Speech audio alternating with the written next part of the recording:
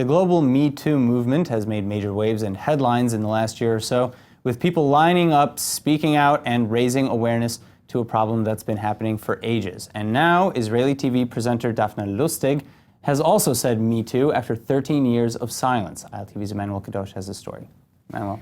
Yes, Aaron, this is a harder story than the normal ones yeah, for isn't me. that not the normal culture or fashion? Yes, this is definitely. And also, I am good friends with Dafna, and I spoke to her recently. I told her that we were going to be doing this piece and covering it.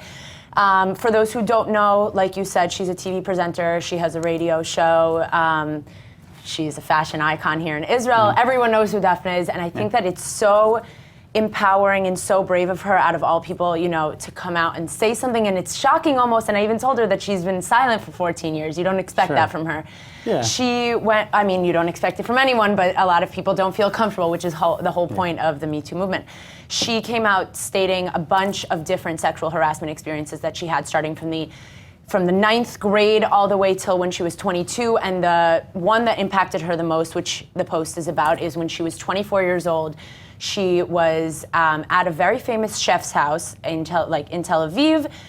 She doesn't name the chef, and she mentions how she went to his house, they were drinking with a few friends, and that's all she remembers. She remembers waking up at 4 a.m. the following day in her bed, hysterically crying. She went to Ichilov Hospital here in Israel and asked for a rape drug test, which they refused to give her. They said that they refused her a rape kit. Yeah, they refused her a rape kit, and she says in the post she still doesn't understand why. They said something about the alcohol in her blood system, things like that. She never got the test. The chef, who's still unnamed, kept calling her, things like that. She ended up telling him not to call her anymore, and that she ended up in the hospital. And he said, basically saying, what's the big deal? Like, you don't go to the hospital just for anything. Very crazy. A week and a half after this incident, a woman that was apparently at the event at the chef's house told her the story, told her what happened. She apparently walked in with the chef to this friend's apartment, sat down on the couch, and this man had just started touching her in front of all of these people. She kept telling him no, and the friends got mad at this man, told him stop touching her, she doesn't want this. What was her, consciousness? She doesn't remember this. This woman called her a week later and told her this story, telling her this is what happened, laying all the facts out for her. No, I mean, I understand she blacked out, but I mean, what was like her reported consciousness level at the time of the incident? None. She doesn't remember this. She doesn't recall this at all. She says that the woman says that Dafna asked him to stop. He wouldn't, and they later left the house together.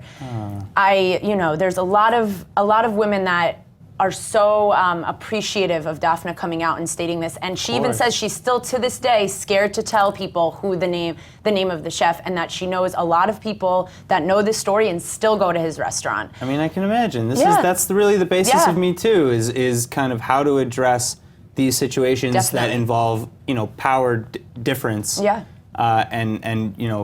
And getting justice in these events. Yeah, she's been silent for 14 years. She said, and I spoke to her earlier today, and I told her how proud I was and how moving it was for her to come out and say these things. And I hopefully she has the courage to come out with the name, and if not her, I'm sure plenty of other women will stand up and say Me Too also. So we're proud of you.